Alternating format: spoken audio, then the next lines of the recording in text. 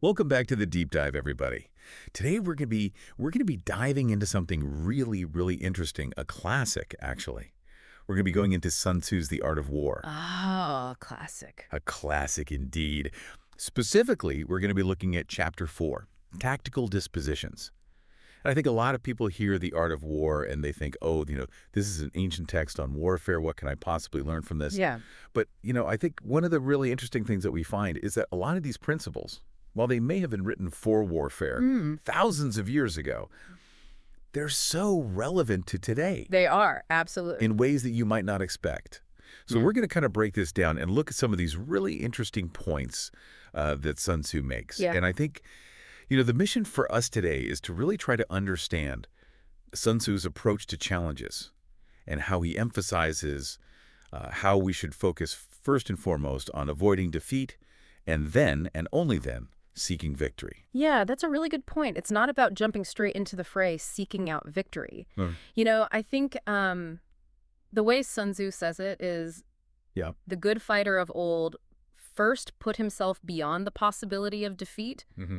and then waited for an opportunity of defeating the enemy. Yeah, and I think one of the interesting things that he talks about right there is the idea that securing yourself against defeat is something that lies in your own hands. Absolutely. Yeah. Whereas the opportunity to defeat the enemy, that's something that is provided by the enemy himself. Right. You can't control what your opponent does, but you can control how you prepare for them. Right. So we're talking about being proactive in our defense Mm-hmm. and not just, being passive and waiting to be attacked. Yeah, exactly. This is not about passivity. This is about creating a very strong foundation that makes you essentially unassailable. And I Yeah. think that's a really great starting point.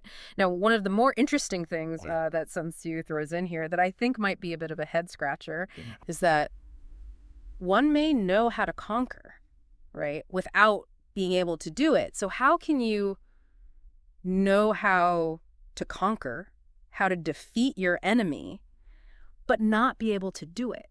This is where I think the strategy part comes in, right? Yeah. And that's a really great way to put it. Because just because you know a good strategy, just because you've formulated this strategy doesn't mean that you have the right circumstances. Exactly. You need the right circumstances to present themselves, to actually execute. And he goes on to say, Yeah. security against defeat implies defensive tactics. Ability to defeat the enemy means taking the offensive. And then this really powerful point. Okay. Standing on the defensive indicates insufficient strength, attacking a superabundance of strength. So if you're constantly on the defense, if you're constantly reacting to what your opponent's doing, Yeah. that's almost like a sign of weakness, right? Yeah, I think that's a great way to put it. That doesn't mean that defense is inherently weak. It just means that your position Right. is not strong enough to really be able to go on the offensive. And I love how he uses this really vivid imagery, right? Yeah. When he's talking about defense. Yes. He talks about how you want to hide in the most secret recesses of the earth. Right. Like you're hidden, nobody can find you, Yeah. but you're still prepared. Yeah, you're completely protected. And then when it comes time for you to attack, he talks about flashing forth from the topmost heights of heaven. It's a really stark contrast. And I think it just highlights Mhm. that this idea of complete mastery over the situation. Right. So you have this complete control of both defense and offense. And that kind of leads us, I think, into how he redefines victory. Yes. Because he's saying that to see victory only when it is within the kin of the common herd is not the acme of excellence. Right. In other words, it's not about, these huge victories that everyone sees. Right. That are so obvious. Yeah, it's about something else. And he gives these really interesting examples, right? Right, he says. Lifting an autumn hare. Right. Lifting an autumn hare is no sign of great strength. Ah. Seeing the sun and moon is no sign of sharp sight. Hearing the thunderclap is no sign of a quick ear. Yeah. Right. And I think all these things kind of come together to say that real mastery, real excellence, is not always flashy. Right. It's not always these grand victories. It's about achieving victory with ease. Exactly. And I think he says it best when he says, what the ancients called a clever fighter is one who not only wins, but excels in winning with ease. So how do you win with ease? So winning with ease, I think, stems from this idea that he talks about a lot, which is the idea of avoiding mistakes. Okay. He wins his battles by making no mistakes. Making no mistakes is what establishes the certainty of victory, for it means conquering an enemy that is already defeated. So it's like you've already won before you even enter into the battle. Right, you're setting yourself up for success beforehand. Yeah. And I think that's where this idea comes from, that the victorious strategist only seeks battle after the victory has been won, whereas he who is destined to defeat first fights and afterwards looks for victory. So they're engaging in the battle, Right. hoping for victory, whereas someone who's already set themselves up. Yeah, they're hoping to find a way to snatch victory from the jaws of defeat, as opposed to someone who has set themselves up so well Right. that victory is almost a foregone conclusion. Yeah. And just to kind of round out some of his other ideas, Yeah. he also talks about moral law, heaven, earth, method, discipline. Yeah. And I think these are all concepts that play into this idea of, creating the circumstances for success. Right. So moral law, he's kind of talking about the unity of purpose. Right.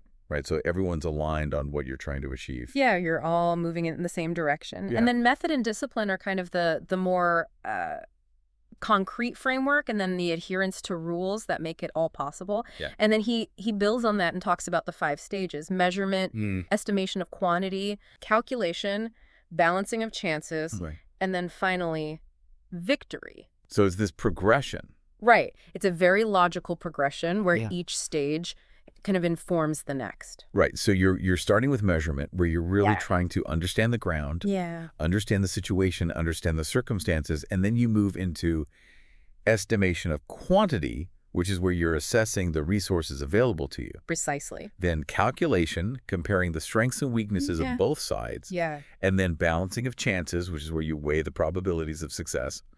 And then finally, victory is almost like this natural outcome of having completed all of these steps beforehand. It's like Sun Tzu saying that you should stack the odds in your favor so much Right? that victory becomes almost inevitable. It's like comparing the weight of a pound to a single grain. That's such a good analogy. If you've got the pound, Right. you're going to win. Yeah, so the takeaway here is it's all about that meticulous preparation. It's about minimizing your vulnerabilities. And it's about really, really deeply understanding the conditions that are going to lead to success before you ever even think about taking action. Right. So it's not just about winning, it's about winning intelligently. Right. So I think that's something really important for everyone listening to take away. Absolutely. When you're facing your next big challenge, think about it like this. Are you rushing to engage, or are you first focusing on building a strong and secure position? I think that's a great question for listeners to ask themselves. Yeah. How often are you really thinking about preparing for challenges in this way? Right. Are you setting yourself up to win with ease? Exactly. I think that's a good place to leave it. I agree. For everyone listening, thank you so much for joining us on The Deep Dive. Until next time. Take care. Bye.